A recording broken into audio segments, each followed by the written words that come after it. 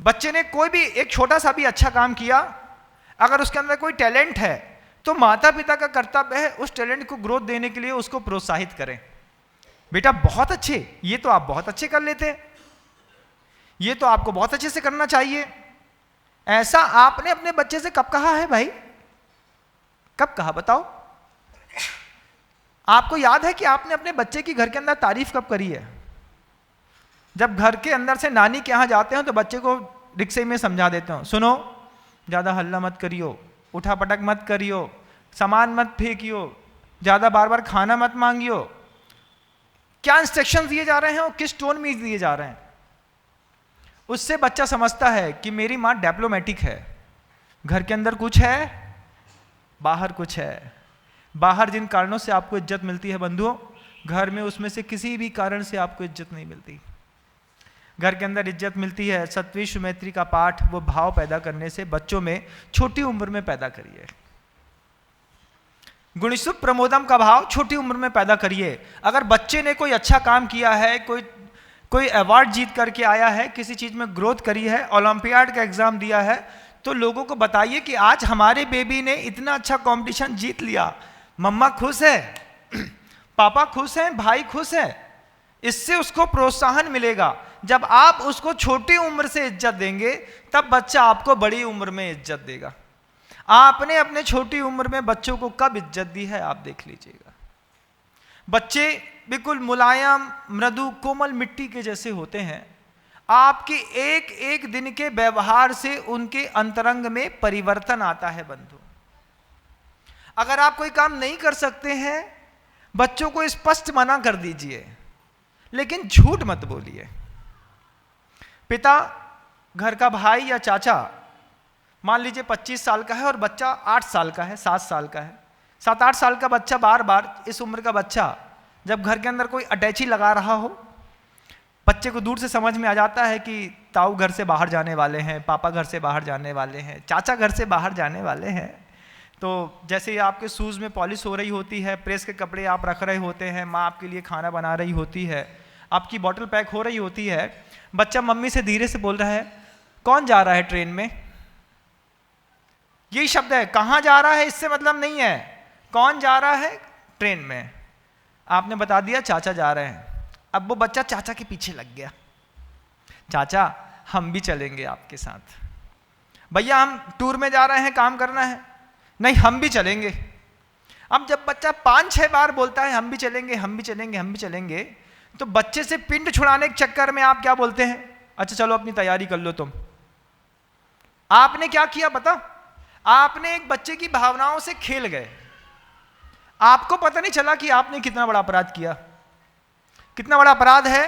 अगर आपको अपने बच्चे को लेकर के नहीं जाना है तो स्पष्ट बोल दो कि मैं तुम्हें लेकर के नहीं जा सकता।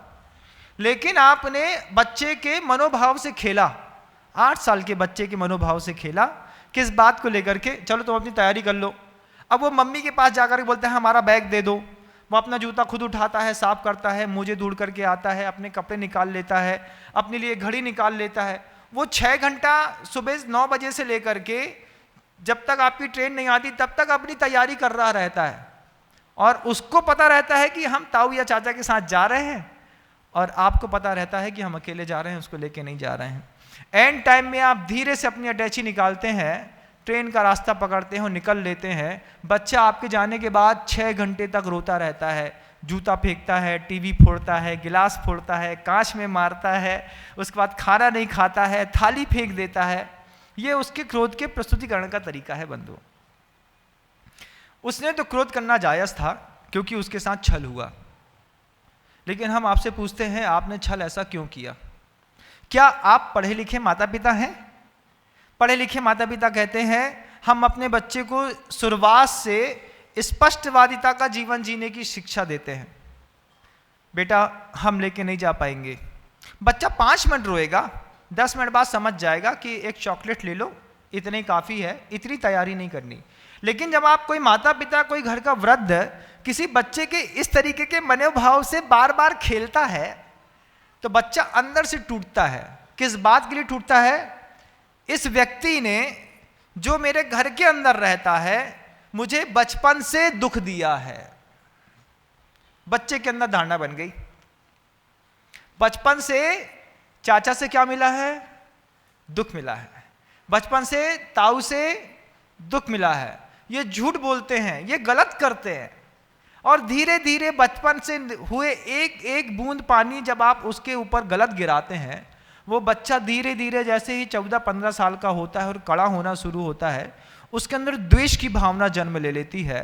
दुनिया में मैं सबका सहयोग कर सकता हूँ, लेकिन बचपन से जिसने मेरे साथ मेरा अपमान किया है और बुरा कहा है, इसको तो मैं घर के अंदर रहने नहीं दूंगा, जीने नहीं दूंगा। फिर आप बोलते हैं छोटे से बच्चे ने घर के अंदर तहलका मचा के रखा है। हम पूछते हैं तहलका की भावना उसके अंदर किसने पैदा करी है? बच्चा बाहर गया नहीं, बच्चा ने टीवी देखी नहीं, बच्चा बाहर के वातावरण से प्रभावित हुआ नहीं, बच्चा घर के अंदर तहलका मचाने लगा। तहलका सिखाया किसने उसको? झूठ उसको किसने सिखाया? हमने खुद। लेकिन कैसे सिखाया ये समझ में नहीं आया। मनोविज्ञान है बंधु। छोटे छोटे बच्चों का, चूंकि आज की जो जनरेशन के बच्चे हैं वो स्पीडली ग्रोथ ले रहे हैं, माता पिता को चिंता तो रहती है, लेकिन सही तरीके से लालन पालन नहीं करने के कारण वो बच्चे कहीं ना कहीं और भटक जाते हैं। पिता इतना पैसा कमाता है कि बच्चे क्या पढ़ते हैं, कब पढ़ते हैं, कैसे रहते हैं, पिता को कुछ नहीं पता।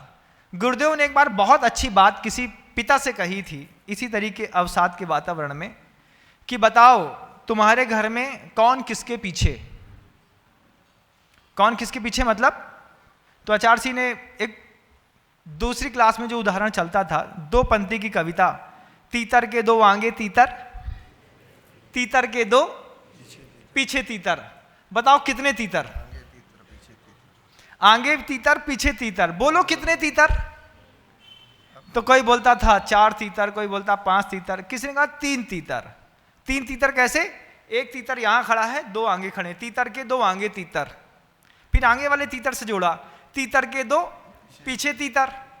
बताओ आगे तीतर पीछे तीतर, बीच वाले के साथ जोड़ दिया कि इसके आगे भी तीतर है और पीछे भी तीतर है। कितने तीतर? 3 तीतर। तो जैसे बोलते 3 तीतर की कहानी है कि आगे भी तीतर पीछे भी तीतर। गुरुदेव ने पूछा तुम बताओ कि तुम पाप के पीछे भागते हो कि पाप तुम्हारे पीछे भागता है? तुम्हारे पीछे पाप कि तुम पाप के पीछे? तुम्हारे घर की स्थिति क्या है? आपसे भी पूछना चाहता हूं, आपके घर की स्थिति क्या है? आप पाप के पीछे भाग रहे हैं कि पाप आपके पीछे भाग रहा है? महाराज बात समझ में नहीं आ रही, समझा देते हैं। हम तो जानते हैं तुम लोग तो जैसे हो वैसे ही रहोगे, हैं? इतनी सी बात तो पूछ रहा हूं कि तुम पाप के पीछे भाग रहे हो कि पाप तुम्हारे पीछे भाग रहा है? तो बोले महाराज जो घर के बड़े हैं उनके पीछे पाप भाग रहा है, और घर का जो बच्चा है वो पाप के पीछे भाग रहा है। बड़ों के पीछे पाप कैसे भाग रहा है? तो आचार्य कहते हैं 5 चीजें हैं, बड़े उसी में लगे हैं, चाहे मां बहन हो चाहे पुरुष वर्ग हो। पेशणी खंडिनी चुल्ली उदकुंभ प्रमार्जनी पंचसूना गृहस्थस्य तेन मोक्षम न गच्छति। गृहस्थ को मोक्ष क्यों नहीं होता? कि उसके पास 5 ऐसे साधन हैं जिससे वो निरंतर पाप कर्म को अर्जित करता रहता है। तो घर के जो बड़े हैं ये या तो झाड़ू लगाने में लगे हैं तो पाप का अर्जन कर रहे हैं, या तो कूटने पीसने में लगी हैं घर की माँ बहनें तो पाप का अर्जन हो रहा है। चक्की चलती है उसमें कब क्या दर जाए कुछ पता नहीं रहता, उससे पाप का अर्जन हो रहा है। पानी भरने जाते हैं तो वो जो घड़ा होता है वो भी पाप के अर्जन का, हिंसा का एक साधन है। तो ये जो बड़े बड़े लोग हैं इनके पीछे पाप है। क्या है? ये घर की कोई भी क्रिया करते हैं, घर में गृहस्थ रहता है तो पाप कमाता है, पीछे से क्रिया करते हैं जीने के लिए, हाथ में आता है पाप। गृहस्थ के पीछे पाप है और बच्चा किसके पीछे है? पाप के पीछे है। आपने खूब पैसा कमा लिया, बच्चे को दुकान से मतलब नहीं है, बच्चा सीधी गड्डी उठाता है और सिनेमा देखने चला जाता है।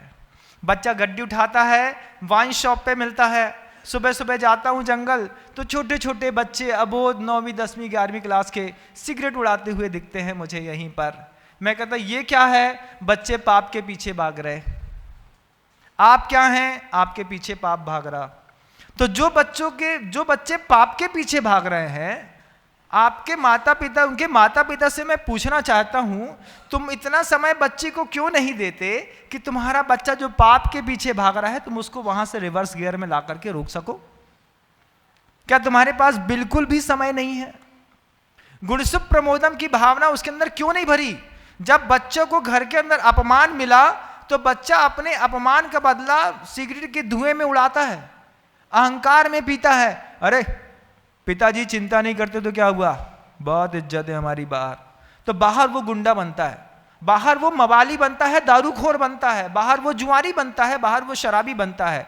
घर के अंदर थोड़ा सा प्रोत्साहन मिला होता, घर के अंदर थोड़ी इज्जत मिली होती, तो वो इस तरीके की कभी भी अनीतियों में नहीं गए होते संतानें। और फिर धीरे धीरे इतने बदमाश हो जाते हैं कि घर के अंदर बैठ करके सिगरेट पीने लगते हैं, माँ पिता कुछ नहीं कह सकते। इतने बदमाश हो जाते हैं कि उनके, जब आप कभी उनका पर्स चेक करते हैं तो पता नहीं कैसी कैसी चीजें उनके पर्स के अंदर से निकलती है। कभी छोटी सी पुड़िया में कोई सफेद पाउडर निकलता है, कभी एक पाउच का गोल्ड का कोई पैकेट निकलता है, कभी और भी अनीति और आचरण की उसमें चीजें मिलती हैं। और तुम्हारा बच्चा पकड़ा भी जाता है तो कहाँ पकड़ा जाता है? या तो रेड लाइट एरिया में पकड़ा जाता है, दारू खाने में पकड़ा जाता है। उसके लिए जवाबदार कौन है, मैं पूछना चाहता हूं। आपका बच्चा व्यसनी बना, उसके लिए जवाबदार कौन है? आपने घर के अंदर गुणसुख प्रमोदम की भावना कभी पैदा नहीं करी। बच्चे की प्रशंसात्मक चीजों को देख करके माता पिता का पहला कर्तव्य है प्रशंसा करो। आप किसी को बहुत चाहते हैं, चाहने मात्र से कुछ नहीं होता। जिनवाणी कहती है अपनी चाहत का प्रस्तुतिकरण करना सीखिए।